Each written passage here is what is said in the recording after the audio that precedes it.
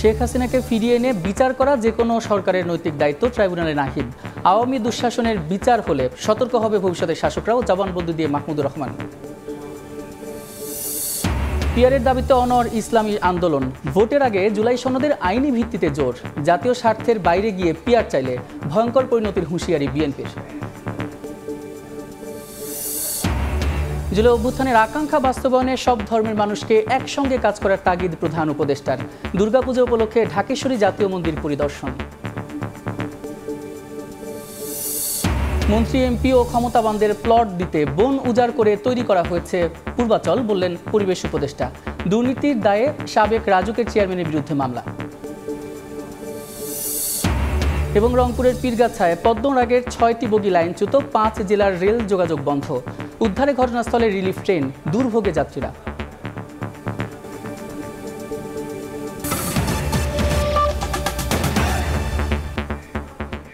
সময় সংবাদের সঙ্গে আছি আমি সাদিক হাসান ইমন। জুলাই আগস্টের হত্যাকাণ্ডের বিচারের অগ্রগতিতে সন্তুষ্ট এনসিপির আহ্বায়ক নাহিদ ইসলাম বলেন, ভবিষ্যতেও যেন বিচার অব্যাহত থাকে এই বিষয়ে রাজনৈতিক দলগুলোকে অঙ্গীকার করতে হবে। এদিন আমার দেশ পত্রিকার সম্পাদক মাহমুদুর রহমান ট্রাইব্যুনালে জবানবন্দিতে বলেন, ফ্যাসিস্ট আওয়ামী দুঃশাসনের বিচার হলে ভবিষ্যৎ সরকারগুলোও সতর্ক হবে। শেখ হাসিনার বিরুদ্ধে জুলাই আগস্টের হত্যাযজ্ঞ মামলায় সবশেষ সাক্ষী গণ অভ্যুত্থানের অন্যতম নায়ক নাহিদ ইসলাম। মঙ্গলবার দুপুরে ট্রাইব্যুনালে আসেন তিনি। তবে এই মামলার তারকা সাক্ষী দৈনিক আমার দেশ সম্পাদক মাহমুদুর রহমানের জেরা সম্পন্ন না হওয়ায় ফিরে যান এনসিপির নেতা। বিচারের অগ্রগতি নিয়ে সন্তোষ প্রকাশ করে নাহিদ ইসলাম বলেন, এই সরকারের পরও বিচার কাজ যেন অব্যাহত থাকে সেজন্য রাজনৈতিক দলগুলোর মধ্যে সুস্পষ্ট অঙ্গীকার থাকতে হবে। নির্বাচনের পরেও যাতে এই বিচার প্রক্রিয়া কোনোভাবেই বাধাগ্রস্ত না হয় সেটার জন্য এই ট্রাইব্যুনাল এবং অন্যান্য যেই বিচার প্রক্রিয়া রয়েছে সাধারণ কোর্টে সেটা যাতে অব্যাহত থাকে সেই প্রতিশ্রুতি আমাদের এই সরকারের পক্ষ থেকে, সেই একটা রোডম্যাপের দাবি আমরা জানিয়েছি। শেখ হাসিনাকে দেশে ফেরানোর বিষয়ে সরকারকে আরও তৎপর হওয়ার আহ্বান জানান নাহিদ ইসলাম। এই মামলার যদি রায় হয়ে যায় তারপরে আসলে আর কোনো অপশন থাকবে না, তাকে ফিরিয়ে এনে শাস্তি প্রদান করাই এই সরকার এবং যে কোনো সরকারের জন্য এটা একটা নৈতিক এবং আইনি দায়িত্ব থাকবে। এদিন জবানবন্দি শেষ করেন মাহমুদুর রহমান। সাক্ষ্যে তিনি বলেন, ফ্যাসিস্ট আওয়ামী দুঃশাসনের বিচার হলে ভবিষ্যৎ সরকারগুলোও সতর্ক হবে। শেখ হাসিনাও একজন ছোটখাটো হিটলার ছিলেন। হিটলারের মতো ক্ষমতা তার ছিল না, কিন্তু মানসিকতায় তিনি হিটলারকে ছাড়িয়ে গিয়েছিলেন। হিটলার কোনোদিন বলে নাই হত্যা করো এবং লাশ গুম করে ফেলো। জুলাই আগস্টে ঘটে যাওয়া যে মানবতা বিরোধী অপরাধ সেটা ছিল ওয়াইড স্প্রেড, সিস্টেম্যাটিক। শেখ হাসিনার কমান্ডে এটা হয়েছিল, একটা কমান্ড স্ট্রাকচার ফলো করে এটা হয়েছিল, পুরোটাই ছিল সুসংগঠিত। এই সমস্ত জিনিস তিনি সাক্ষ্য হিসাবে আদালতে উপস্থাপন করেছেন এবং আমরা মনে করি যে তার এই সাক্ষ্য শেখ হাসিনার অপরাধ প্রমাণের জন্য বা আসামিদের অপরাধ প্রমাণের জন্য একটা গুরুত্বপূর্ণ দলিল হয়ে থাকবে। এদিকে রামপুরায় 2 জনকে হত্যা ও কার্নিশে ঝুলে থাকা আমির হোসেনকে গুলি করার মামলায় সাবেক ডিএমপি কমিশনার হাবিবুর রহমান হাবিব সহ 5 জনের বিচার শুরু হবে কিনা বৃহস্পতিবার সিদ্ধান্ত জানাবেন আন্তর্জাতিক অপরাধ ট্রাইব্যুনাল। আফজাল হোসেন, সময় সংবাদ, ঢাকা। পিয়ার পদ্ধতিতে নির্বাচনের দাবি জানিয়ে ইসলামী আন্দোলনের আমির সৈয়দ রেজাউল করিম বলেছেন, নির্বাচনের আগেই জুলাই সনদের স্বীকৃতি দিতে হবে। বিকেলে রাজধানীর বাসাবো খেলার মাঠে পিয়ার পদ্ধতিতে নির্বাচন, প্রয়োজনীয় রাষ্ট্র সংস্কার ও জুলাই সনদের আইনি ভিত্তির দাবিতে ইসলামী আন্দোলন বাংলাদেশের গণসমাবেশে একথা বলেন তিনি। জুলাইয়ের চেতনা বাস্তবায়নে নির্বাচনের আগেই জুলাই সনদের আইনি স্বীকৃতি দাবি করেন রেজাউল করিম।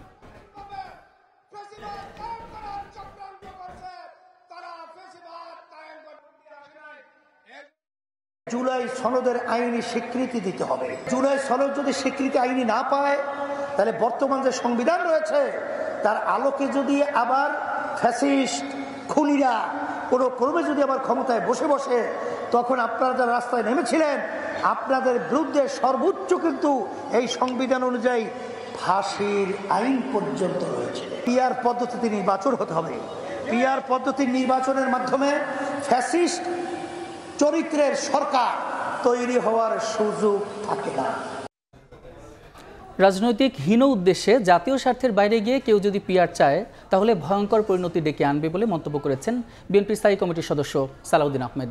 বিকেলে রাজধানীর গুলশানে নিজ বাসায় সাংবাদিকদের কথা বলেন তিনি। জানান, মাঠের জবাব দেওয়া হবে মাঠে। এছাড়া নির্বাহী আদেশে রাজনৈতিক দল নিষিদ্ধ করার পরিণাম ভবিষ্যতে ভয়ঙ্কর চর্চার রূপ নেবে বলেও মন্তব্য করেন বিএনপির সালাউদ্দিন। রাজনৈতিক হীন উদ্দেশ্যে অথবা কিছু আসন বেশি প্রাপ্তির উদ্দেশ্যে যদি আমরা একটা অস্থিতিশীল রাষ্ট্র ব্যবস্থা, সরকার ব্যবস্থা, সংসদীয় ব্যবস্থার দিকে যাই, তাহলে এটা আমাদের জাতীয় জীবনের জন্য একটা ভয়ঙ্কর পরিণতি নিয়ে আসবে ভবিষ্যতে। সেই জন্য আমরা এই পিআর পদ্ধতিকে প্রত্যাখ্যান করি। রাজনৈতিক বক্তব্য হিসেবে কোনো দল মাঠে যদি সেই দাবি উত্থাপন করে, আমরাও গণতান্ত্রিক প্রক্রিয়ায় তার বিপক্ষে আমাদের যা বক্তব্য আছে সেটা আমরা রাজনৈতিক মাঠে ময়দানে দেব। নির্বাহী আদেশের মধ্য দিয়ে যদি আমরা রাজনৈতিক দলের নিষিদ্ধ চাই, তাহলে সেটা হবে একটা ভয়ঙ্কর চর্চা। জুলাই সনদ বাস্তবায়ন নিয়ে দলগুলোর মতবিরোধে রাজনীতিতে বাড়ছে অনিশ্চয়তা। বিশেষ করে সাংবিধানিক বিষয়গুলোর সংস্কার কিভাবে হবে তা নিয়ে এখনও বিপরীতমুখী অবস্থানে অনড় দলগুলো। সংস্কারের আলোচনা থেকে কর্মসূচি গড়াচ্ছে রাজপথে। বিশ্লেষকরা বলছেন, দলগুলো এক জায়গায় আসতে না পারলে ব্যর্থ হবে ঐকমত্য কমিশনের উদ্যোগ। অনিশ্চিত গন্তব্যে যাবে রাজনীতি। ফারুক ভূঁইয়া, রবিনের রিপোর্ট। প্রাথমিক পর্যায়ে রাজনৈতিক দলগুলোর সাথে আলোচনা এবং দ্বিতীয় পর্যায়ের আলোচনার মধ্য দিয়ে সংস্কার প্রশ্নে ফেব্রুয়ারি থেকে দফায় দফায় রাজনৈতিক দলগুলোর সঙ্গে আলোচনা চালিয়ে আসছে জাতীয় ঐকমত্য কমিশন। জুলাইয়ের মধ্যে সনদ চূড়ান্ত করার কথা বলা হলেও এখনও তা আলোর মুখ দেখেনি। 7 মাসের দেন দরবারে মৌলিক অনেক ইস্যুতে রাজনৈতিক দলগুলোকে এক জায়গায় আনতে পারেনি কমিশন। ফলে আরও এক দফা বাড়াতে হয় কমিশনের মেয়াদ। সংস্কারের কার্যক্রমে এগিয়ে যেতে পারি। ঐকমত্য কমিশনের অনেক প্রস্তাবে যেমন বিভিন্ন দল দ্বিমত জানিয়ে নোট অব ডিসেন্ট দিয়েছে, তেমনি সনদ বাস্তবায়ন প্রক্রিয়া নিয়েও তৈরি হয়েছে বিতর্ক। এখনও আগের অবস্থানে অনড় দলগুলো। সংবিধান সম্পর্কিত সংস্কারের প্রতিষ্ঠিত পদ্ধতি সংসদের বাইরে যেতে নারাজ বিএনপি। প্রয়োজনে সুপ্রিম কোর্টের মতামত নেয়ার পক্ষে দলটি। বিপরীতে সাংবিধানিক আদেশে সংস্কার চাই জামায়াত সহ কিছু দল। আর এনসিপির দাবি গণপরিষদের মাধ্যমে নতুন সংবিধান। পৃথিবীর ইতিহাসে কোথাও নাই যে কোনো অনির্বাচিত ব্যক্তি বা অনির্বাচিত গোষ্ঠী বা কোনো দল সংবিধান সংশোধন করতে পেরেছে। সুতরাং সংবিধান সংশোধন করার অধিকার একমাত্র নির্বাচিত প্রতিনিধিদের। অধ্যাদেশ জারি করে, স্পেশাল সাংবিধানিক অর্ডার জারি করে সংবিধান সংশোধন করার চিন্তা করা মোটেই সঠিক হবে না। দেশের মানুষ সংস্কার চায়, সংস্কারের ভিত্তিতে নির্বাচন চায়। সংস্কারের ভিত্তিতে নির্বাচন করতে হলে আইনি ভিত্তি দিতে হবে। আমরা প্রথম বলছি যে সাংবিধানিক অর্ডারটা আসুক, তারপরে সময় থাকলে গণভোট দিবে। সংবিধানের সাথে সম্পর্কিত বিষয়গুলো যদি সংশোধনী দিয়ে এটাকে নিয়ে আসা হয়, তাহলে এর আগে যেমন অনেকগুলো সংশোধনীকে হাইকোর্টে চ্যালেঞ্জ করা হয়েছে এবং সেগুলোকে বাতিল করা হয়েছে, তো সেরকম ধরনের একটা পরিস্থিতি ভবিষ্যতে তৈরি হতে পারে। তো সেক্ষেত্রে গণপরিষদই সব থেকে ভালো উপায়। পরস্পর বিরোধী অনড় অবস্থান এখন আর কেবল আলোচনার টেবিলই সীমাবদ্ধ নয়। দাবি আদায়ে চলতি সপ্তাহেই অভিন্ন কর্মসূচি নিয়ে মাঠে নামছে জামায়াত সহ সমমনা কয়েকটি ধর্মভিত্তিক দল। নতুন এই মেরুকরণ যে সংকট বাড়াতে পারে সে শঙ্কা উড়িয়ে দিচ্ছেন না রাজনীতিকরাও। নানা ধরনের কথা বলে এখন দেশের মধ্যে একটা জট সৃষ্টি করেছে। যেসব কথা আগে এই অভ্যুত্থানের আগে কোনোদিন শুনি নেই, সেই ধরনের সরকার ব্যবস্থা তার প্রবর্তন করতে চায়। শান্ত একটা পরিবেশে যখন আমরা একটা গণতান্ত্রিক ব্যবস্থায় ফিরে যেতে চাই, জনগণের ভোটাধিকার প্রতিষ্ঠিত করতে চাই, তখনই এই নির্বাচনকে বিলম্বিত অথবা বিলুপ্ত করার জন্য এই কতগুলো দল তারা এসব কথা বলছে। আমরা সেটা চাই না। দেশ ঝুঁকিত পড়ুক সেটাও চাই না। দেশ আবার আগের সেই স্ট্রাকচারে সামনে আগাও, এটাও আমরা চাই না। আমরা চাইব কোনটা, রাজনৈতিক দলগুলোকে আলাপ আলোচনার ভিত্তিতে ঐক্যমত পৌঁছতে হবে। এখানে সরকারের একটা ভূমিকার বিষয় রয়েছে, তাদেরকেও সংস্কারের বিষয়ে একটা পজিটিভ অবস্থান নিতে হবে। তো সরকার যদি সেই দৃঢ়তাও রাখতে পারেন, তাহলে একটা অবস্থা আমরা একটা উত্তরের দিকে যেতে পারব। বিশ্লেষকরা বলছেন, মতবিরোধ টেবিল থেকে যেভাবে রাজপথে গড়াচ্ছে তাতে নির্বাচন হয়ে যাচ্ছে শর্তযুক্ত, আর রাজনীতি যাচ্ছে অনিশ্চিত গন্তব্যে। যদি সমঝোতা না হয় তাইলে ফেব্রুয়ারিতে নির্বাচন হবে কিনা অনিশ্চিত অবস্থা। জামায়াত সহ ইসলামী দলগুলো তারা রাজপথে আন্দোলনের কর্মসূচি ঘোষণা করেছে। তো এই অবস্থায় তো ভিন্ন মত শুধু স্পষ্ট না, আলাদা মেরুতে অবস্থান করছে। এই অবস্থায় জাতীয় ঐকমত্য কমিশনের যে প্রয়াস গত কয়েক মাস যাবৎ, সেটা ব্যর্থ হয়েছে বলেই মনে হয়। সংস্কার বাস্তবায়ন ইস্যুতে দলগুলোর সঙ্গে বুধবার আবারও বসতে পারে ঐকমত্য কমিশন। কমিশনকে দায়িত্ব দেওয়া হয়েছে। ফারুক ভিয়া, রবিন, সময় সংবাদ, ঢাকা। জুলাই অভ্যুত্থানের আকাঙ্ক্ষা বাস্তবায়নে সব ধর্মের মানুষকে একসঙ্গে কাজ করার আহ্বান জানিয়েছেন প্রধান উপদেষ্টা ডক্টর মোহাম্মদ ইউনূস। সকালে জাতীয় মন্দির ঢাকেশ্বরী পরিদর্শন করে তিনি আরও বলেন, ধর্মের ভিত্তিতে বিভক্তি হলে হেরে যাবে বাংলাদেশ, তাই বিভেদ ভুলে সবাইকে এক হয়ে কাজ করতে হবে। এই সময় আসন্ন দুর্গাপূজা নির্বিঘ্নে অনুষ্ঠিত হওয়ার প্রত্যাশা জানান ডক্টর ইউনূস। দুয়ারে কড়া নাড়ছে শারদীয় দুর্গোৎসব। সনাতন ধর্মের অনুসারীদের সবচেয়ে বড় উৎসব সামনে রেখে চলছে শেষ মুহূর্তের প্রস্তুতি। এবার সারা দেশে 30,000-এরও বেশি মণ্ডপে হবে দুর্গোৎসব। দুর্গাপূজা আয়োজনের খোঁজ খবর নিতে মঙ্গলবার বেলা 11টার দিকে ঢাকেশ্বরী জাতীয় মন্দির পরিদর্শনে যান প্রধান উপদেষ্টা ডক্টর মোহাম্মদ ইউনূস। এ সময় তাকে স্বাগত জানান মহানগর পূজা উদযাপন কমিটির নেতারা। ধর্ম উপদেষ্টাকে সঙ্গে নিয়ে মন্দির পরিদর্শন করেন ডক্টর মোহাম্মদ ইউনূস। আয়োজনের সার্বিক বিষয় সম্পর্কে প্রধান উপদেষ্টাকে অবগত করেন পূজা উদযাপন কমিটি। পরে মতবিনিময় সভায় অংশ নেন ডক্টর ইউনূস। বলেন, আইন শৃঙ্খলার বেষ্টনী নয়, মুক্তভাবে উৎসব পালনের পরিবেশ নিশ্চিতে কাজ করছে সরকার। যত ধর্মীয় পার্থক্য থাকুক, মতের পার্থক্য থাকুক, যত রকমের পার্থক্যই থাকুক, রাষ্ট্র আমাদের প্রতি কোনো পার্থক্য করতে পারবে না। কারণ রাষ্ট্র দায়িত্ববদ্ধ সবাইকে সমান মর্যাদা দেওয়ার জন্য, সে যেই হোক। আমরা নিরাপত্তা বাহিনীর বেষ্টনের মধ্যে আমাদের ধর্ম পালন করতে চাই না। আমরা নাগরিক হিসেবে মুক্তভাবে যার যার ধর্ম পালন করতে চাই। এই অধিকার আমাদের নিশ্চিত করতে হবে। প্রধান উপদেষ্টা বলেন, ধর্মের ভিত্তিতে বিভক্তি হলে হেরে যাবে বাংলাদেশ, তাই বিভেদ ভুলে সবাইকে এক হয়ে কাজ করতে হবে। আমরা এমন রাষ্ট্র গঠন করতে চাই, পৃথিবী আমাদেরকে অনুসরণ করবে।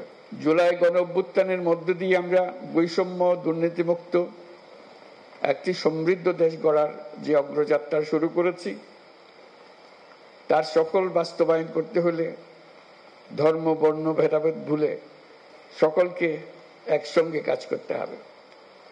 সব অশুভ, অন্যায়, অন্ধকারকে পরাজিত করে ঐক্য সম্প্রীতির জয় হবে। বাংলাদেশ এগিয়ে যাবে কল্যাণ ও সমৃদ্ধির পথে। আসন্ন দুর্গাপূজার শুভেচ্ছা জানিয়ে নির্বিঘ্ন উৎসবের প্রত্যাশার কথা জানান ডক্টর ইউনূস। এখন সূচি 2 দিনের থেকে 4 দিন। নাজমুস সালেহী, সময় সংবাদ, ঢাকা। জামাতে ইসলামীর আমির ডাক্তার শফিকুর রহমানের সঙ্গে সৌজন্য সাক্ষাৎ করেছেন চীনের রাষ্ট্রদূত ইয়াওয়েন। সকালে রাজধানীর বসুন্ধরায় আমিরের ব্যক্তিগত কার্যালয়ে সাক্ষাৎ করেন তিনি। এ সময় জামায়াত আমিরের স্বাস্থ্যের খোঁজ খবর নেন রাষ্ট্রদূত। বাংলাদেশের চলমান পরিস্থিতি নিয়ে আলোচনা করেন দুজন। এছাড়া দুই দেশের স্বার্থ সংশ্লিষ্ট বেশ কিছু বিষয়ে কথা বলেন তারা। আশা প্রকাশ করেন, ভবিষ্যতে দুই দেশের বন্ধুত্বপূর্ণ সম্পর্ক এবং দ্বিপক্ষীয় উন্নয়নের ধারা আরও জোরদার হবে। এ সময় আরও উপস্থিত ছিলেন জামায়াতের সেক্রেটারি জেনারেল মিয়া গোলাম পরওয়ার, সহকারী সেক্রেটারি জেনারেল ও মিডিয়া বিভাগের প্রধান এহসানুল মাহমুদ জুবাইর এবং জামায়াত আমিরের পররাষ্ট্র বিষয়ক উপদেষ্টা প্রফেসর ডক্টর মাহমুদুল হাসান।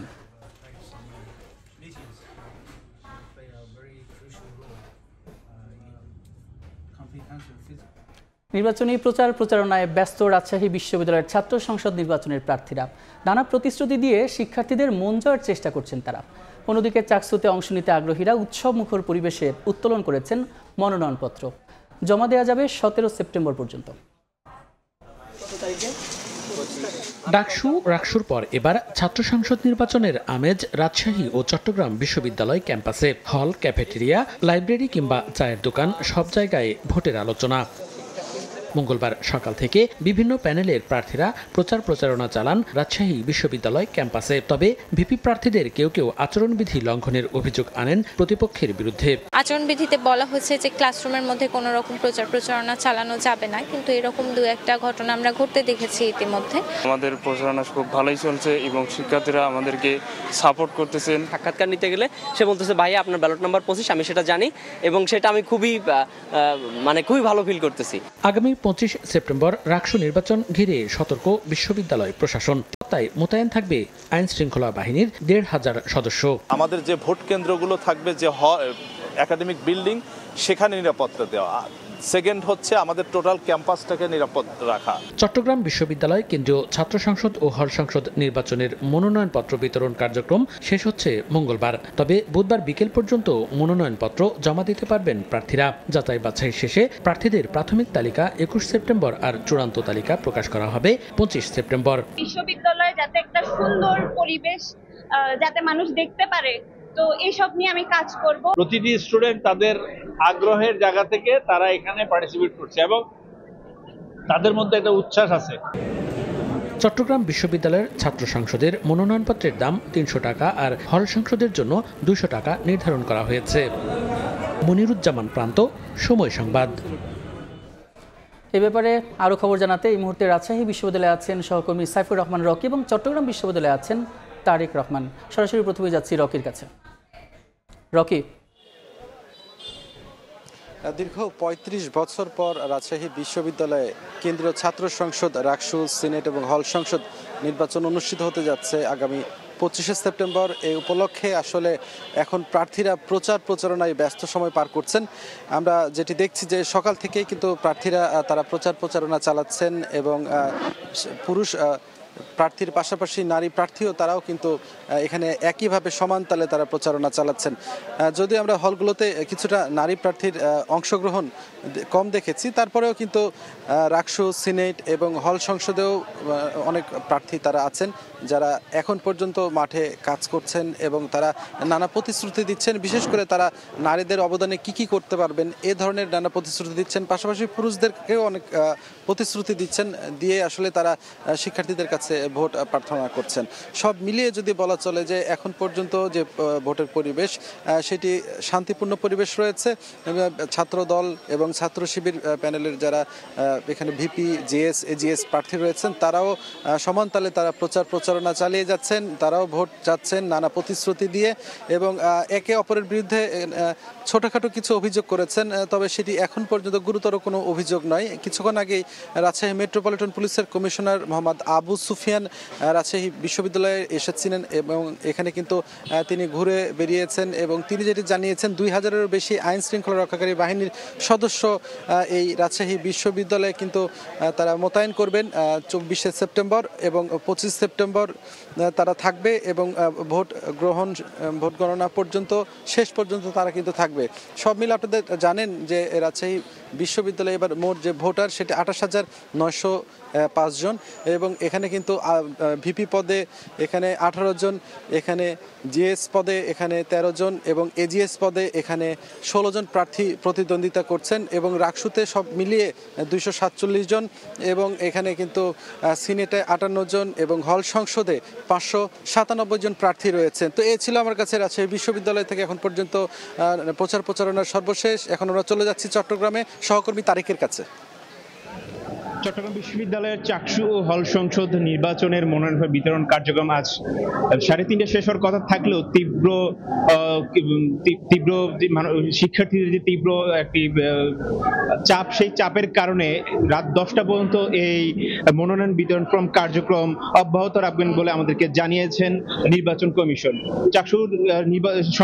চাকসুতে সর্বমোট 26টি পদের বিপরীতে এখন পর্যন্ত 434টি মনোনয়ন ফর্ম সংগ্রহ করেছেন শিক্ষার্থীরা।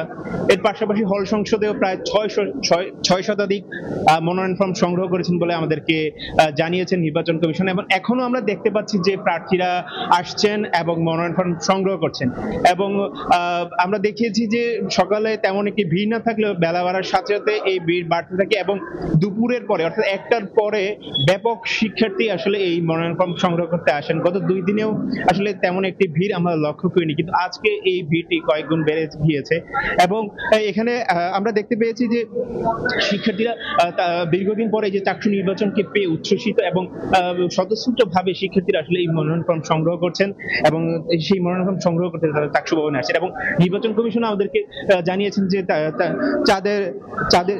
তারা চান না যে কোনো শিক্ষার্থী আসলে সুযোগের থেকে বঞ্চিত হোক, এর জন্য তারা এই মনোনয়ন ফর্ম বিতরণের যে কার্যক্রম সেটা অব্যাহত রেখেছেন এবং রাত 10টায় শেষ হচ্ছে এই মনোনয়ন ফর্ম বিতরণ কার্যক্রম। এই ছিল আমার কাছে চাকসু থেকে মনোনয়ন ফর্ম বিতরণের সর্বশেষ। চট্টগ্রাম বিশ্ববিদ্যালয় ও রাজশাহী বিশ্ববিদ্যালয় থেকে যুক্ত হয়ে সহকর্মীরা চাকসু ও রাকসু নির্বাচনের প্রস্তুতির সবশেষ পরিস্থিতি জানাচ্ছিলেন। উপসহকারী প্রকৌশলী ও সমমান পদের ডিপ্লোমা প্রকৌশলী ছাড়া অন্যদের নিয়োগ বন্ধ সহ 7 দফা দাবিতে গাজীপুরে রেললাইন অবরোধ করেছেন ডিপ্লোমা প্রকৌশলীরা। এই ঘটনায় ঢাকার সঙ্গে উত্তরবঙ্গের রেল যোগাযোগ বন্ধ রয়েছে। এই মুহূর্তে গাজীপুরে আছেন সহকর্মী মেহেদি হাসান, সরাসরি যুক্ত হচ্ছে তার সঙ্গে। মেহেদি, শুধু উত্তরবঙ্গই নয়, উত্তরবঙ্গের পাশাপাশি ময়মনসিংহগামী যে রেল লাইনটি রয়েছে সেটিও কিন্তু অবরোধ করে রেখেছে ডিপ্লোমা প্রকৌশলীরা। তারা আসলে যেটি বলছেন, তাদের এই দাবি দীর্ঘদিনের দাবি, সেই দাবি পূরণ না হওয়ায় কিন্তু আজ আবারও এই রেল লাইন অবরোধ করে বিক্ষোভ করছে। আমরা জানিয়ে রাখি, এর আগেও গাজীপুর চৌরাস্তায় মহাসড়ক অবরোধ করে কিন্তু তারা তাদের 7 দফা দাবি জানিয়েছিল। একটু জানিয়ে রাখতে চাই যে ডিপ্লোমা প্রকৌশলীদের যে মূল দাবি, তাদের সাথে যে সাংঘর্ষিক হয়েছে, বুয়েট শিক্ষার্থী যারা রয়েছেন এবং বিএসসি ইঞ্জিনিয়ার যারা রয়েছেন তাদের সাথে এক ধরনের সাংঘর্ষিক দাবিগুলোর মধ্যেই কিন্তু টানাপোড়েনের মধ্যেই এই ধরনের কর্মসূচি পালন করছেন তারা আসলে যেটি বলছেন, বুয়েটের যে 3 দফা দাবি, সেই দাবিগুলো তারা অযৌক্তিক মনে করছেন এবং তাদের যে 7 দফা দাবি, সেই 7 দফা দাবিকে যৌক্তিকতা দাবি করে তা বাস্তবায়নের জন্য কিন্তু তারা এই ধরনের কর্মসূচি পালন করছেন। একটু জানিয়ে রাখতে চাই, মূল যেই দ্বন্দ্বের শুরু সেটি কিন্তু ডিপ্লোমা প্রকৌশলীদের উপসহকারী প্রকৌশলী পদ নিয়ে। সেই সহকারী প্রকৌশলী পদে কিন্তু বিএসসি ইঞ্জিনিয়ার যারা রয়েছেন তারা কিন্তু এই পদে কিন্তু চাকরি প্রত্যাশী। সেই কারণেই কিন্তু তারা যেটি বলছেন যে শুধুমাত্র ডিপ্লোমা প্রকৌশলী যারা রয়েছেন তারা আসলে পড়ালেখা করে এই পদের জন্য যোগ্যতা অর্জন করে তারা কিন্তু এই পরীক্ষা দিতে চাচ্ছেন। তারা যেটি বলতে চাচ্ছেন, যদি বিএসসি ইঞ্জিনিয়াররা এই পদে পরীক্ষা দিতে চান তবে এই পদে আসলে বিশেষ করে প্রতি বছর অসংখ্য শিক্ষার্থী এই ডিপ্লোমা প্রকৌশলী এই গ্র্যাজুয়েশন কমপ্লিট করার পর তারা কিন্তু চাকরি প্রত্যাশীরা হুমকির মুখে পড়বেন এবং সবশেষ এখন কিন্তু যেটি বলছেন যে যত দ্রুত সম্ভব তাদের এই দাবি যেন মেনে নেওয়া হয়। আগামীকাল আরও কঠোর কর্মসূচির ডাক দিয়েছে এই ডিপ্লোমা প্রকৌশলী যারা রয়েছেন তারা। জানিয়ে রাখি, শুধু রেললাইনের পাশাপাশি কিন্তু মহাসড়ক অবরোধ, অর্থাৎ গাজীপুর চৌরাস্তায় মহাসড়ক অবরোধ করে বিক্ষোভের কর্মসূচি কিন্তু তারা আজকে এখান থেকে ডাক দিয়েছেন। তো এই ছিল গাজীপুর থেকে রেললাইন অবরোধের সবশেষ তথ্য আমার কাছে। গাজীপুর থেকে যুক্ত ছিলেন সহকর্মী মেহেদি হাসান। সময় সংবাদে আরও থাকছে। জেলা প্রশাসকের আশ্বাসে ফরিদপুরে আন্দোলন স্থগিত। রোববারের মধ্যে আসন বহাল না করলে ফের রাজপথে নামার হুঁশিয়ারি। বাগেরহাটে নির্বাচন অফিস ঘেরাও কর্মসূচি।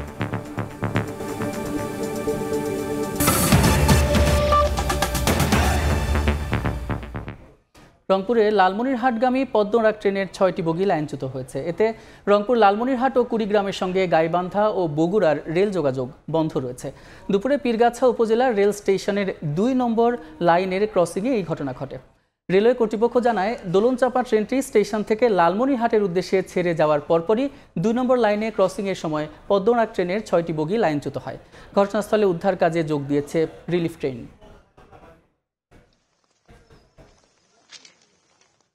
তো গাড়ি এই 3টে বগি পার হওয়ার পরে পিছন থেকে না হরমরি শব্দ, মানে কাঠমাট ভাঙিয়ে গাড়ি পড়ে গেছে ওইদিকে। কমিটি গঠন হচ্ছে 4 সদস্য বিশিষ্ট। ওনারা আসতেছেন, ওনারা আসার পরে বোঝা যাবে যে কি কারণে মেনলি দুর্ঘটনাটা ঘটলো। উদ্ধার করার জন্য রিলিফ ট্রেন লালমনিরহাট থেকে 2টা 13 মিনিটে রওনা দিয়েছে। কিছুক্ষণের মধ্যে হয়তো পৌঁছবে, কার্যক্রম শুরু হবে। এ ব্যাপারে আরও খবর জানাতে এই মুহূর্তে রংপুরের পীরগাছা স্টেশনে আছেন সহকর্মী আব্দুর রশিদ জীবন, সরাসরি যুক্ত হচ্ছে তার সঙ্গে। জীবন, বেলা ঠিক 12টার দিকে রংপুরের এই পীরগাছা রেলওয়ে স্টেশনে পদ্মরাগ নামে একটি ট্রেন রয়েছে, কমিউটার ট্রেন। সেই ট্রেনটি কিন্তু ক্রসিং এর সময় আসলে 6টি বগি লাইনচ্যুত হয়ে যায় এবং আমরা যেটি দেখেছি তারপর থেকে কিন্তু উত্তরাঞ্চলের অনেক জেলাতেই কিন্তু রেল যোগাযোগ বন্ধ হয়ে গেছে এবং অনেক যাত্রীর মধ্যে কিন্তু ভোগান্তি দেখা গেছে। এবং এই যে রেল স্টেশনে বেলা 4:30টার দিকে আসলে রেলের উদ্ধারকারী যে রিলিফ ট্রেন রয়েছে সেই রিলিফ ট্রেন এসেছিল এবং এখন পর্যন্ত একটি বগিকে কিন্তু তারা উদ্ধার করে নিয়ে গেছে। সেটি তারা একটি জায়গায় রেখে আবার তারা এসে একটি করে বগি তারা উদ্ধার করবে বলে আমরা জেনেছি। এবং যারা রেলওয়ে কর্তৃপক্ষ রয়েছেন তারা যেটি বলছেন যে বেলা ঠিক 12টার দিকে এই পদ্মরাগ ট্রেনটি সান্তাহার থেকে লালমনিরহাটে যাবার উদ্দেশ্যে কিন্তু এই রেলওয়ে স্টেশনে পৌঁছান এবং তারপরেই কিন্তু আরেকটি ট্রেন দোলনচাপা নামে সেটি কিন্তু এই রেল স্টেশনে আসলে এই ট্রেনটিকে আরেকটি রেলওয়ে লাইনে নেওয়া হয়। তারপরে দোলনচাপা চলে যাওয়ার পরেই কিন্তু এই রেলটি যখন আসলে লালমনিরহাটে যাওয়ার জন্য যাত্রা শুরু করে তখনই কিন্তু ক্রসিং এর সময় ইঞ্জিন পার হয়ে গেলেও 6টি বগি আসলে লাইনচ্যুত হয়ে যায় এবং যাত্রী যারা ছিলেন তাদের অনেকের সঙ্গে আমার কথা হয়েছে। তারা যেটি বলছেন যে হুট করে আসলে লাইনচ্যুত হওয়ার কারণে ট্রেনটি ডান দিকে আসলে অনেকটা অংশ হেলে যায়, যে কারণে যাত্রীদের মধ্যে কিন্তু সমস্যা সৃষ্টি হয়। এবং তারা যেটি বলছেন যে এই যে রেলওয়ে স্টেশন, সেই স্টেশনের যে লাইনটি রয়েছে সেটি কিন্তু আসলে অনেক পুরনো লাইন এবং এখানকার কাঠগুলো অনেক পুরনো, যে কারণে আসলে এই ধরনের সমস্যা আসলে প্রায় ঘটে।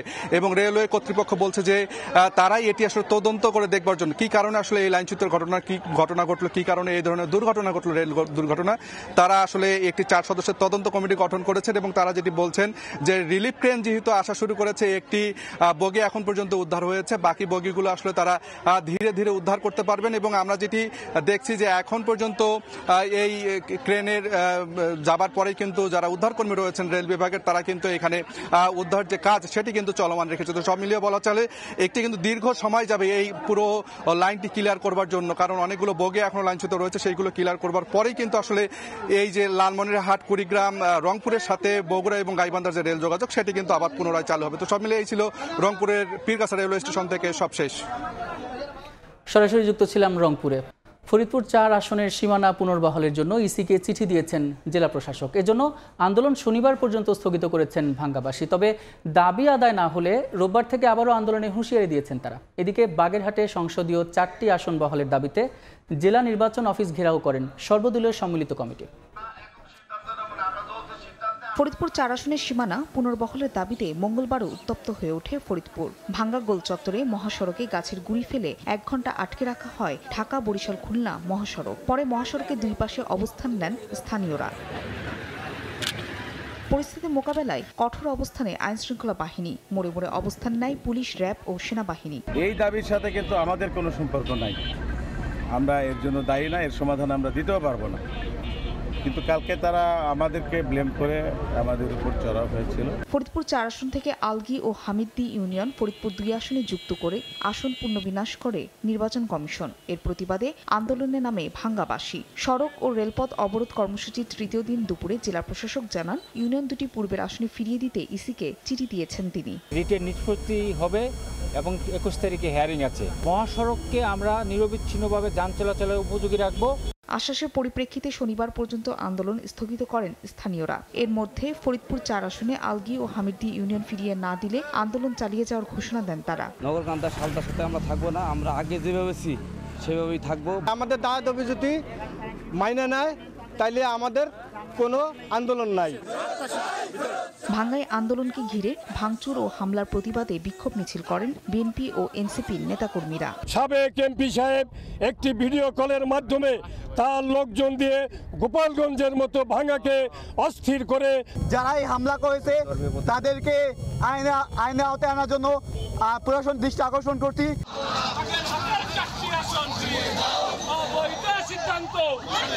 এদিকে বাগেরহাটে 4টি আসন বহালের দাবিতে জেলা নির্বাচন অফিস ঘেরাও কর্মসূচি করেন সর্বদলীয় সম্মিলিত কমিটির নেতাকর্মীরা। জনগণের দুর্ভোগের কথা চিন্তা করে আমরা কিন্তু হরতাল 2 দিনের হরতাল যে ছিল তুলে নিয়েছি। ডিসি থেকে এমন কোনো আশ্বাস আমরা পাইনি, যার কারণে আমরা আইনি প্রক্রিয়া যেতে বাধ্য হয়েছি। ফরিদপুর 4 আসনের সীমানা পুনর্বহাল এবং বাগেরহাটে 4টি আসন বহাল চেয়ে রিট করা হয়েছে। ফাহরিয়া ফারজানা, সময় সংবাদ। একীভূত করতে এক্সিম ফার্স্ট সিকিউরিটি, সোশ্যাল ইসলামী, গ্লোবাল ইসলামী ইউনিয়ন ব্যাংকে প্রশাসকের নিয়োগের সিদ্ধান্ত হয়েছে। এ বিষয়ে বিস্তারিত জানাতে বাংলাদেশ ব্যাংকে আছেন সহকর্মী সেলিয়া সুলতানা, সরাসরি যুক্ত হচ্ছে তার সঙ্গে। সেলিয়া, এখন পর্যন্ত যদি বলতে হয় যে মার্জার হওয়ার জন্য যে 5টি শরিয়া ভিত্তিক bank, Exim, first security, social ইসলামী, গ্লোবাল এবং ইউনিয়ন ব্যাংক, এই ব্যাংকগুলোর বিষয়ে কিন্তু একটি বড় সিদ্ধান্ত আজকে বাংলাদেশ ব্যাংকের বোর্ড সভায় নেওয়া হয়েছে। সেখানে সভাপতিত্ব করেছেন বাংলাদেশ ব্যাংকের governor doctor Ahsan H Mansur এবং বোর্ড সভায় 9 জন উপস্থিত ছিলেন। সেখানে কিন্তু দীর্ঘ সময় ধরে বোর্ড সভায় এই বিষয়গুলো নিয়ে আলোচনা করা হয়। মার্জারের যে নিয়ম আছে, যে নতুন আইন করা হয়েছে, রেজুলেশন করা হয়েছে, সেই ভিত্তিতে কিন্তু তারা ব্যাংকগুলোর যে ভবিষ্যৎ সেটি নির্ধারণের জন্য 5টি ব্যাংকে প্রশাসক নিয়োগের বিষয়ে তারা ঐক্যমতে পৌঁছেছেন এবং সে বিষয়ে তারা সিদ্ধান্ত নিয়েছেন। এছাড়া যে বিষয়টি এখানে গুরুত্ব পেয়েছে সেটি হচ্ছে আমানতকারীদের যে স্বার্থ রক্ষা, সেখানে কিন্তু আসলে সবাই একমত ছিলেন। এখানে যে মার্জারের যে বিষয়টি রয়েছে সেখানে বলা হয়েছিল যে, যদিও প্রথম দিকে বলা হয়েছিল যে পদ হারাবেন যারা পরিচালনা পর্ষদে এই মুহূর্তে আছেন এবং যারা এমডি পদে রয়েছেন তারা হয়তো এই পদ হারাতে পারেন, কিন্তু সেখানে একটি বিষয় গুরুত্বের সাথে এসেছে, সেটি হলো এরা যদি চলে যায়, বিশেষ করে এই মুহূর্তে যারা দায়িত্বে আছেন তারা যদি সরে যান একই সাথে, সেক্ষেত্রে নতুন যে প্রশাসকরা আসবেন তারা এক ধরনের ঝুঁকিতে পড়তে পারেন। তথ্য এবং পরিচালনার ক্ষেত্রে একটি বিশাল গ্যাপ হয়তো তৈরি হতে পারে, দূরত্ব তৈরি হতে পারে। সেই জায়গাটি আসলে প্রশমিত করার জন্য তারা বলছেন যে পর্ষদটি আসবে, যে পর্ষদটি আছে তারা সহায়তা করবে নতুন যারা প্রশাসক হিসেবে আসবেন। এখানে প্রতিটি ব্যাংকে একজনের সাথে আরো 4 জন নিয়োগ দেওয়ার কথা ছিল, সেখানে বলা হচ্ছে যে একাধিক ব্যক্তি প্রশাসক দলে থাকবেন। সেক্ষেত্রে তারা শুধুমাত্র বাংলাদেশ ব্যাংকের কাছে কিন্তু যে রিপোর্ট করা সেটি তারা করবেন। এখানে ধীরে ধীরে নিষ্ক্রিয় হতে থাকবে নতুন এই মুহূর্তে যে পর্ষদ রয়েছে, বর্তমান যে পর্ষদগুলো রয়েছে এবং এমডি পদ সেগুলো। তবে আমানতকারীদেরকে তারা বলছেন যে যে কোনোভাবে তাদের স্বার্থ রক্ষা করতে হবে। অন্যান্য বিষয়গুলোকে গুরুত্বের সাথে দেখা হচ্ছে। এরই মধ্যে কিন্তু গত 1 সপ্তাহ আগে 20,200 কোটি টাকা কিন্তু মূলধন দিয়েছে বাংলাদেশ ব্যাংক, সেটিও কিন্তু একটি গুরুত্বপূর্ণ পদক্ষেপ বলে তারা মনে করছেন। এটি ছিল মূলত আমার কাছে 5 শরিয়া ভিত্তিক যে ব্যাংক মার্জার রয়েছে, মার্জারের বিষয়ে বাংলাদেশ ব্যাংকের আজকের বোর্ড সভার সর্বশেষ। সরাসরি যুক্ত ছিলাম বাংলাদেশ ব্যাংকে। ইউরোপিয়ান পার্লামেন্টের প্রতিনিধি দলের সঙ্গে বৈঠকে কথা বলছেন জামায়াতের নাবে আমির আব্দুল্লাহ মোহাম্মদ তাহের। সরাসরি যাচ্ছি সেখানে। কিন্তু সেখানে একটু পার্থক্য ছিল এই যে কোনো দল আপার হাউজে পিয়ার চাইছে, আর কিছু দল আপার হাউস এবং লোয়ার হাউস দুইটাতেই পিয়ার চাচ্ছে। এর ভিতরে জামাত ইসলামী আমরা উভয় কক্ষেই পিয়ার সিস্টেম আমরা চাচ্ছি। তারা বলেছিল কেন চাও, আমরা দুটো গুরুত্বপূর্ণ পয়েন্ট বলেছি বিস্তারিত না গিয়ে। একটা হচ্ছে বাংলাদেশে আনফর্চুনেটলি 54 বছরের ট্রেডিশনাল পদ্ধতিতে নির্বাচন সুষ্ঠু হয়নি, আর বিগত 15 বছর 3টি নির্বাচনের কথা তো আর উল্লেখ করার কোনো প্রয়োজন নেই। সুতরাং মানুষের যে পলিটিক্যাল পার্টিগুলোর যে কালচার, যে মেন্টালিটি, যে অ্যাটিটিউড, যে কৌশল অথবা অপকৌশল, যে জোর করে কেন্দ্র দখল করে এমপি হয়ে ক্ষমতায় যাওয়া, এই মাইন্ডসেটটাকে পরিবর্তন করা অত্যন্ত জরুরি। কারণ আমরা দেখছি এত অভিজ্ঞতার পরে, এত হত্যাকাণ্ডের পরে, এত রক্ত দেওয়ার পরেও আমাদের মাইন্ডে কোনো খুব বেশি চেঞ্জ হয়েছে আচরণে, এটা খুব লক্ষ্য করা যাচ্ছে না। এটার সবচেয়ে বড় প্রমাণ হচ্ছে তো ডাকসু নির্বাচন, জাকসু নির্বাচন। আপনারা দেখেন, মানে এত ফেয়ার ইলেকশন হয়েছে, তারপরে 4টা পর্যন্ত ইলেকশনে অংশগ্রহণ করেছে পুরাটাই। যখন দেখছে যে হেরে যাবে তখনই বলতেছে ইলেকশন মানি না, এটা বয়কট করলাম। এবং ঢাকা বিশ্ববিদ্যালয়ের চতুর্দিকে হাজার হাজার লোককে জড়ো করা হয়েছিল। তো এটা তো বোঝা যায় যে ফেয়ার ইলেকশন তারা পছন্দ করছে না। জাকসু নির্বাচনে যে নাটক হয়েছে 48 ঘন্টারও বেশি সময় ধরে রেজাল্ট দেওয়ার ক্ষেত্রে তারা সেখানে গড়িমসি করেছিল। আমি নিজে ইনভলভ ছিলাম 2টা নির্বাচন, বাইরে থেকে অবজারভেশনে, সুপারভিশনে এবং সেইভাবে দেখার জন্য। তো I followed the whole process from A to Z from outside. কমিশনের কথা বলেছেন আমি, এবং সেখানে দেখলাম যে জাকসুতে যা হয়েছে, তো এটা তো সকলের চোখের সামনে বিদায় ফল উল্টাইতে পারে না, কিন্তু অ্যাটিটিউডটা তো রয়ে গেছে ফলটা উল্টে দেওয়ার। তো এটা তো জাতীয় নির্বাচনে হওয়ার আশঙ্কা আছে। তো সে কারণে আমরা বলেছি যে পিআর সিস্টেম যদি হয়, সেখানে এককভাবে কোনো ক্যান্ডিডেট থাকবে না কোনো এলাকায়, এবং সে একাই কেন্দ্র দখল করার ইন্টারেস্ট হারিয়ে ফেলবে, টাকা দিয়ে কেন্দ্র হারিয়ে ফেলবে। এই জন্য আমরা কমপক্ষে একটিবার পরীক্ষামূলকভাবে পিআর সিস্টেম নির্বাচন চাই, অ্যাটিটিউড চেঞ্জ করার জন্য। যদি এটা ভালো না হয় নেক্সট টাইম আমরা আবার চেঞ্জ করব। তো এই জন্য আমরা বলেছি তাদেরকে যে আমরা পিআর সিস্টেম চাচ্ছি বোথ হাউসে। অধিকাংশ লোক পিআর সিস্টেম করছে। তারা বলেছে আমাদের দেশে তো অধিকাংশ দেশে পিআর, ইউরোপিয়ান ইউনিয়ন আপনারা জানেন, নর্ডিক কান্ট্রি সবগুলো পিআর সিস্টেম। তো তারা এটা সহজে বুঝছে এবং বলছে ইয়েস উই অ্যাপ্রিসিয়েট ইট। ইউরোপীয় পার্লামেন্টের প্রতিনিধি দলের সঙ্গে সাক্ষাৎ শেষে কথা বলছিলেন জামায়াতের নেতা। আমরা সরাসরি যুক্ত ছিলাম সেখানে। বনায়ন ধ্বংস করায় ঢাকার জনজীবন হয়ে উঠেছে অস্বাস্থ্যকর, কমেছে মানুষের কর্মদক্ষতা। তাপমাত্রা বাড়ায় 2024 সালে বাংলাদেশে 25 কোটি কর্মঘণ্টা নষ্ট হয়েছে, যেখানে আর্থিক ক্ষতির পরিমাণ $13,30,000। এমন তথ্য উঠে এসেছে বিশ্বব্যাংকের প্রতিবেদনে। পরিবেশ উপদেষ্টা সৈয়দা রিজওয়ানা হাসান বলেন, গত 15 বছরে মন্ত্রী, এমপি ও তথাকথিত ক্ষমতাবানদের প্লট দিতে গিয়ে বন কেটে উজাড় করেছে রাজুক। তীব্র তাপমাত্রায় 2024 সালে 25 কোটি কর্মঘণ্টা নষ্ট হয়েছে বাংলাদেশে। আর্থিক ক্ষতির পরিমাণ $13 থেকে $17 লাখ, যা মোট দেশজ উৎপাদনের 0.4 ভাগ। নগরীতে সবুজায়ন কমে যাওয়া ও জীবনযাত্রার কারণে নাজুক অবস্থায় রাজধানী ঢাকার মানুষ। কর্মক্ষমতা কমার পাশাপাশি বেড়েছে অসুস্থতাও। তাপমাত্রার কারণে অর্থনৈতিক ক্ষতি নিয়ে ব্যাংকের প্রতিবেদনে উঠে আসে এ তথ্য। প্রতিবেদনে বলা হয়, এভাবে চলতে থাকলে আগামী 25 বছরে দারিদ্র্য বিমোচন ও কর্মসংস্থান সৃষ্টিতেও বাধা সৃষ্টি করবে অতি তাপমাত্রা। There is really an economic toll of rising temperature, and the productivity losses that were presented are quite significant. So that has an impact on growth, that has an impact on job creation. প্রতিবেদন প্রকাশ অনুষ্ঠানে নগর সৃষ্ট তাপ প্রবাহ নিয়ন্ত্রণ জরুরি উল্লেখ করে পরিবেশ উপদেষ্টা জানান, মন্ত্রী, এমপিদের স্বার্থ রক্ষা করে পূর্বাচল, উত্তরার মতো রাজুকের এরিয়া ভিত্তিক পরিকল্পনা হয়েছে বন উজাড় করে, যা অপূরণীয় ক্ষতি। মন্ত্রী, এমপিদেরকে প্লট দিতে গিয়ে, তথাকথিত ভিআইপিদেরকে প্লট দিতে গিয়ে যা ক্ষতি করার তো করে ফেলেছে। এবং দেখেন, এখন এই ক্ষতিটাকে পুরানোর তো রাস্তা আমাদেরকে খুঁজতে হবে। বিশ্বব্যাংকের প্রতিবেদন বলছে, 1980 সালের পর তাপমাত্রা বেড়েছে 1.1 ডিগ্রি, তবে অনুভূত হয় 4.5 ডিগ্রি সেলসিয়াস। এতে ডায়রিয়া, দীর্ঘস্থায়ী কাশি, অতিরিক্ত ক্লান্তি ও শ্বাসকষ্টজনিত সমস্যা বাড়ছে।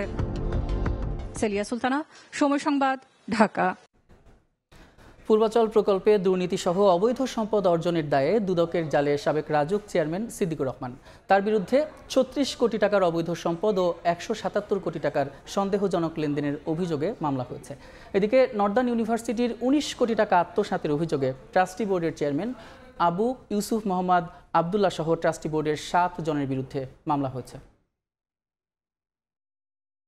পূর্বাচল নতুন শহর প্রকল্প সহ বিভিন্ন প্রকল্পের অর্থ আত্মসাৎ ও অবৈধ সম্পদ অর্জনের বিস্তর অভিযোগ জমা পড়ে রাজুকের সাবেক চেয়ারম্যান সিদ্দিকুর রহমানের বিরুদ্ধে। চলতি বছরের মার্চে রাজুকের চেয়ারম্যানের পদ থেকে সরিয়ে দেওয়ার পরপরই তার বিরুদ্ধে অনুসন্ধানের নামে দুর্নীতি দমন কমিশন। কয়েক মাসের অনুসন্ধান শেষে মঙ্গলবার সিদ্দিকুর রহমানের বিরুদ্ধে মামলা করে দুদক, যেখানে 36 কোটি টাকার অবৈধ সম্পদ ও 177 কোটি টাকার সন্দেহজনক লেনদেনের অভিযোগ আনা হয়েছে। 177 কোটি টাকার বেশি সন্দেহজনক লেনদেনের অপরাধ প্রাথমিক অনুসন্ধানে প্রমাণিত হয়। দুর্নীতি দমন কমিশন তার বিরুদ্ধে একটি মামলার অনুমোদন দিয়েছেন।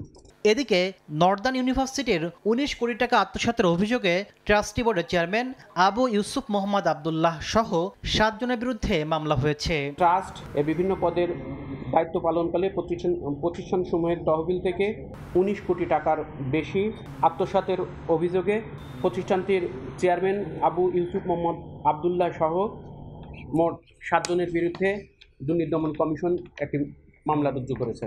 এদিন ঢাকা দক্ষিণ সিটি কর্পোরেশনের বিলবোর্ড স্থাপনে 25 কোটি টাকা রাজস্ব ফাঁকির অভিযোগে ডিএসসিসির সাবেক প্রধান নির্বাহী খান মোহাম্মদ বিলাল সহ 6 জনের বিরুদ্ধে মামলা করে দুদক। তাসলিম তৌহিদ, সময় সংবাদ, ঢাকা। সময় সংবাদে আরও থাকছে, এশিয়া কাপে আজ বাংলাদেশের বাঁচা মরার লড়াই। সমীকরণের মারপ্যাচ নয়, টাইগারদের লক্ষ্য বড় জয়, জানালেন মুশতাক আহমেদ। সাম্প্রতিক ফর্মে আত্মবিশ্বাসী Afghanistan.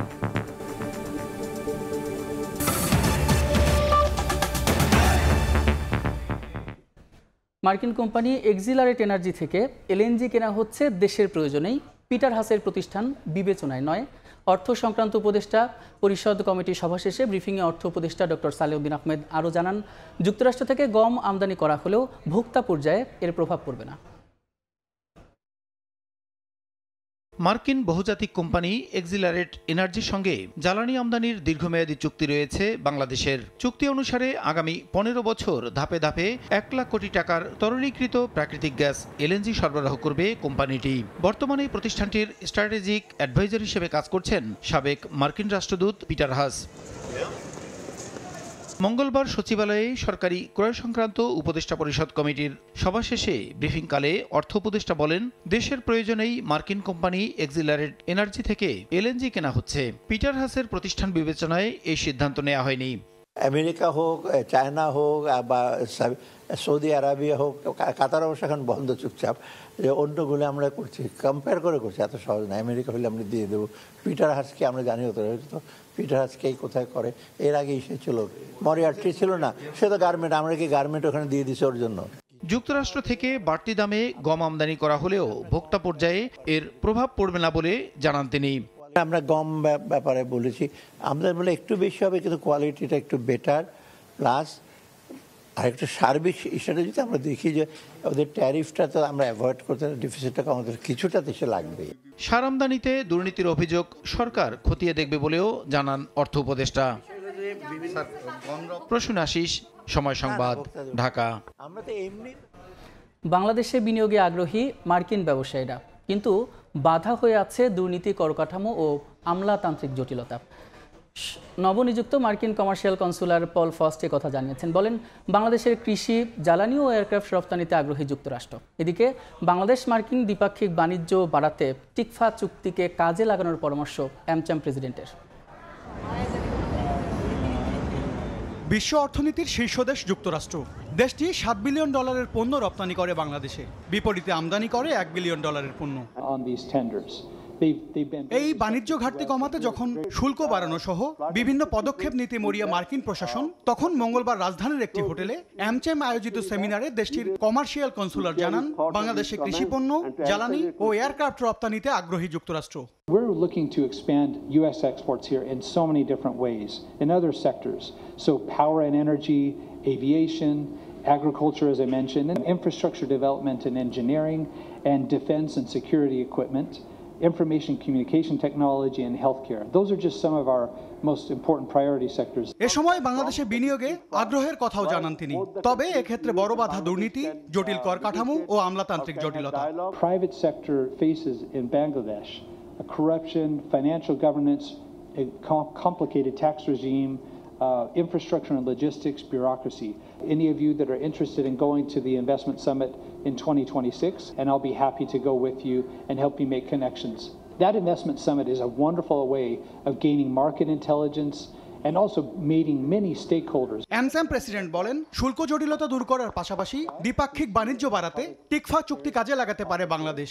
We are fortunate to have a very strong platform, that is TICFA, where both the countries, US and Bangladesh, can negotiate or can have dialogue for mutual benefit, and by doing that, definitely we can take our business in the next step. এ সময় মার্কিন বিনিয়োগ বাড়াতে বন্দর জটিলতা কমানো, অবকাঠামো উন্নয়নেরও দাবি জানান অ্যামচাম প্রেসিডেন্ট।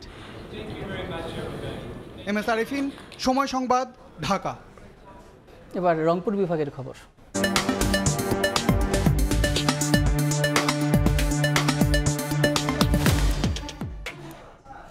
দেশের গ্রামাঞ্চলে কর্মসংস্থানের সুযোগ কমে যাওয়া, বন্যা, নদী ভাঙন সহ নানা প্রাকৃতিক দুর্যোগে বাস্তুচ্যুত হয়ে জীবিকার তাগিদে বিশাল জনগোষ্ঠী প্রতি বছর আবাসন করছে নগরে। তবে নানা চ্যালেঞ্জ মোকাবেলা করে এসব মানুষ টিকে থাকলেও দরিদ্রতার বলয় ভাঙতে ব্যর্থ হচ্ছেন। নগরকেন্দ্রিক এসব দরিদ্র মানুষের অধিকাংশই থাকছেন সরকারের সামাজিক সুরক্ষা কার্যক্রমের বাইরে। গবেষকদের মত, বিশাল এই জনগোষ্ঠীর পুনর্বাসনে সরকারকে অবশ্যই সুনির্দিষ্ট পরিকল্পনা প্রণয়ন করতে হবে। শাকিল মাহমুদের ক্যামেরায় নাজমুল ইসলাম নিশাতের রিপোর্ট। রেললাইনের দুপাশে ছাড়াও রংপুর নগরীতে এমন অসংখ্য আবাসন গড়ে উঠেছে যাদের অধিকাংশই নদী ভাঙনের শিকার হয়ে বসতবাড়ি হারিয়েছেন কিংবা কর্মসংস্থানের জন্য গ্রাম থেকে নগরে এসেছেন। বসবাসকারী বেশিরভাগের পেশা সাধারণ শ্রমিক, রিকশাচালক অথবা বাসা বাড়ির গৃহপরিচারিকা। এমন ভাসমান জনগোষ্ঠীর সুনির্দিষ্ট তালিকা না থাকায় থেকে যাচ্ছে সামাজিক সুরক্ষার বাইরে। আমাদের আসলে এ পর্যন্ত এরকম কোনো তথ্য সংগ্রহ করা নাই বা সার্ভে করা নাই, তবে এটা থাকা উচিত বলে মনে হয়। Research and policy integration for development র্যাপিডের গবেষণা বলছে, সামাজিক সুরক্ষার 80% ব্যয় হচ্ছে গ্রামে। 2024-25 অর্থ বছরে মোট সামাজিক সুরক্ষা ব্যয়ের মাত্র 4% নগরের দরিদ্রদের জন্য বরাদ্দ ছিল। ভালো পরিবেশ চাই, ভালো থাকতে চাই। 2-3 ঘন্টা বৃষ্টি হলেই চুরিপট্টি মনে করে ড্রেনের অবস্থা অনেক খারাপ। সবশেষ পরিবার আয় ব্যয় জরিপের তথ্য বলছে 2010 সালে নগরে দরিদ্র মানুষের সংখ্যা ছিল 74 লাখ, যা 2022 সালে বেড়ে দাঁড়িয়েছে 79 লাখে। একই সময়ে ঝুঁকিপূর্ণ জনগোষ্ঠী বেড়েছে 1,33 লাখ থেকে 1,53 লাখে। গবেষকদের মতে বিশাল এই জনগোষ্ঠীর জীবনমান উন্নয়নে সরকারকে সুনির্দিষ্ট পরিকল্পনা নিতে হবে। তাদেরকে সামান্য প্রশিক্ষণের ব্যবস্থা করে ক্ষুদ্র ঋণ দেয়া যায়, তাহলে কিন্তু তারা আমার কাছে মনে হয় যে ব্যবসাতেও তারা ভালো করতে পারে। গবেষণা বলছে দেশের মোট সুবিধাভোগীর মাত্র 20% নগরে থাকেন। গ্রামে যেখানে 44% পরিবার অন্তত একটি সামাজিক সুরক্ষা সুবিধা পাচ্ছে, শহরে সেই হার মাত্র 24%। নাজমুল ইসলাম নিশাত, সময় সংবাদ, রংপুর। দেখে নেব এখনকার বাতাসের মানসূচক। বায়ুমান বিষয়ক সংস্থা IQAir এর সূচক অনুযায়ী বাংলাদেশে এখনকার বাতাসের মান: ঢাকা বিভাগের বায়ুর মান 73, যা সন্তোষজনক। বাতাসের আর্দ্রতা 52%। চট্টগ্রাম বিভাগের বায়ুর মান 55, এটিও সন্তোষজনক। বাতাসের আর্দ্রতা 76। রাজশাহী বিভাগের বায়ুর মান 61, যেটি সন্তোষজনক। আর্দ্রতা 57। সিলেট বিভাগের বায়ুর মান 62, এটিও সন্তোষজনক। বাতাসের আর্দ্রতা 55%। খুলনা বিভাগের বায়ুর মান 50, যা ভালো। বাতাসের আর্দ্রতা 63। বরিশাল বিভাগের বায়ুর মান 54, এটিও সন্তোষজনক। আর্দ্রতা 57। রংপুর বিভাগের বায়ুর মান 63, যেটি সন্তোষজনক। বাতাসের আর্দ্রতা 49। ময়মনসিংহ বিভাগের বায়ুর মান 61, এটিও সন্তোষজনক। বাতাসের আর্দ্রতা 55%। সারা দেশে বায়ুর মান সবচেয়ে ভালো খুলনায় 50 আর সবচেয়ে খারাপ ঢাকায় 73। খেলার খবর। এশিয়া কাপে আজ বাংলাদেশের do or die match. Super 4-এর স্বপ্ন বাঁচিয়ে রাখতে আফগানিস্তানের মুখোমুখি হবে টাইগাররা। এই ম্যাচ জিতলেও সমীকরণের নানা মারপ্যাচ থাকবে লিটনদের সামনে। তবুও শিষ্যদের ওপর আস্থা হারাতে চান না spin bowling coach Mushtaq Ahmed. এদিকে টি-20 ফরম্যাটে শক্তিমত্তার সাম্প্রতিক পারফরমেন্সে আত্মবিশ্বাসের তুঙ্গে আফগানদের হেড কোচ জনাথন ট্রট। আবুধাবিতে ম্যাচটি শুরু হবে রাত 8:30টায়। সংযুক্ত আরব আমিরাত থেকে সাব্বির মিথুনের ম্যাচ প্রিভিউ। শিরোপা জেতার লক্ষ্য নিয়ে আসা, এরপর সমীকরণের মারপ্যাচ, শূন্য হাতে ফেরা। টাইগারদের এমন গল্প বহু পুরনো। এবার ঘটতে পারে সে গল্পেরই পুনরাবৃত্তি। বাড়ির টিকিট নাকি দুবাই, সেটা ঠিক করার পরীক্ষা বাংলাদেশের সামনে। হতে পারে এটাই এবারের এশিয়া কাপের শেষ ট্রেনিং সেশন। আফগানিস্তানের বিপক্ষে সেরা ক্রিকেট খেললেও অপেক্ষা করতে হবে 18 সেপ্টেম্বর পর্যন্ত। তাকিয়ে থাকতে হবে গ্রুপের শেষ ম্যাচের দিকে। মুশতাক আহমেদ তাই বললেন, আপাতত বিশ্বাস রাখতে। হ্যাঁ, আমরা এখনো বিশ্বাস করি আমরা সুপার 4-এ যেতে পারি। দলের মধ্যে বিশ্বাস থাকাটা গুরুত্বপূর্ণ। খেলোয়াড়, ম্যানেজমেন্ট সবার মধ্যে এই বিশ্বাস রয়েছে। তবে আমার মনে হয় আফগানিস্তানের বিপক্ষে ম্যাচটা ব্যাটিং বিভাগের জন্য বড় চ্যালেঞ্জ। অথচ আফগানিস্তান এখন ক্রিকেটের জায়ান্ট কিলার। সংক্ষিপ্ত ফরম্যাটের ইভেন্টে ফেভারিটও বলা যায়। দলটার কোচ কিছুটা সমীহ করে জানালেন প্রতিদ্বন্দ্বিতা হতে পারে, তবে ম্যাচটা জিতবে তারাই। গত কয়েক বছর ধরে দুই দলের মধ্যে অনেকগুলো ম্যাচ হয়েছে। ম্যাচগুলো সবসময় ভালোই হয়েছে। আমরা আবারও একটি ভালো ম্যাচের দিকে তাকিয়ে আছি। চাইবো যেন আমরা এই ম্যাচটা জিততে পারি। দুই দলের এমন পার্থক্যের কারণ কি? কোচিং স্টাফ দায় দিলেন অভিজ্ঞতার অভাবকে, তবে বিশ্বাস রাখেন এই দলটাই এখনো সামর্থ্য রাখে ভালো কিছু করার। ধারাবাহিকভাবেই আফগানিস্তান আইসিসি কিংবা এসিসির টুর্নামেন্টে ভালো করছে, কিন্তু বাংলাদেশ পারছে না। আমার কাছে এর সবচেয়ে বড় কারণ বলে মনে হয় তারা বাংলাদেশের চেয়ে অনেক বেশি ফ্র্যাঞ্চাইজি ক্রিকেট খেলে। এটা গুরুত্বপূর্ণ। আপনি যখন প্রচুর প্রতিযোগিতামূলক টুর্নামেন্টে অংশ নেবেন তখন অভিজ্ঞতা অর্জন করবেন, যা মোটেও টাকা দিয়ে কেনা যায় না। আফগানিস্তানের সঙ্গে শেষ 5 দেখায় 3টাতেই হেরেছে বাংলাদেশ। তার চেয়ে বড় ব্যাপার, এখনো ঘরের বাইরে রশিদ খানদের এই ফরম্যাটে হারাতে ব্যর্থ লাল সবুজ। বাংলাদেশ দলের সামনে এখন রেকর্ড ভাঙার বিকল্প নেই, এবং রেকর্ড ভাঙার পরেও হয়তো শান্তিতে থাকতে পারবে না। আফগানিস্তানকে হারালেও তাকিয়ে থাকতে হবে আফগানিস্তান শ্রীলঙ্কা ম্যাচের দিকে। অর্থাৎ এই ম্যাচের ওপরে চাপ তো আছেই, সেই সাথে চাপ বাড়াবে বাংলাদেশ দলের সব শেষ ম্যাচের পারফরমেন্স। সব মিলিয়ে বাংলাদেশ দলের জন্য এশিয়া কাপে সুপার 4-এ ওঠাটা এখন অনেকটাই কঠিন। সংযুক্ত আরব আমিরাত থেকে সাব্বির মিথুন, সময় সংবাদ। এ পর্যায়ে শীর্ষ সংবাদগুলো জানিয়ে দিচ্ছে আরেকবার। শেখ হাসিনাকে ফিরিয়ে এনে বিচার করা যে কোনো সরকারের নৈতিক দায়িত্ব, ট্রাইব্যুনালে নাহিদ। আওয়ামী দুঃশাসনের বিচার হলে সতর্ক হবে ভবিষ্যতের শাসকরাও, জবানবন্দি দিয়ে মাহমুদুর রহমান। পিআরের দাবিতে অনর ইসলামী আন্দোলন, ভোটের আগে জুলাই সনদের আইনি ভিত্তিতে জোর। জাতীয় স্বার্থের বাইরে গিয়ে পিআর চাইলে ভয়ঙ্কর পরিণতির হুঁশিয়ারি বিএনপির। এবং রংপুরের পীরগাছায় পদ্মরাগের 6টি বগি লাইনচ্যুত, 5 জেলায় রেল যোগাযোগ বন্ধ।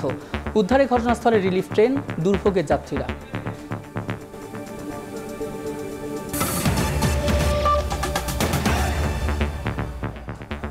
এই ছিল সময় সংবাদের, সঙ্গে থাকুন সময়ের।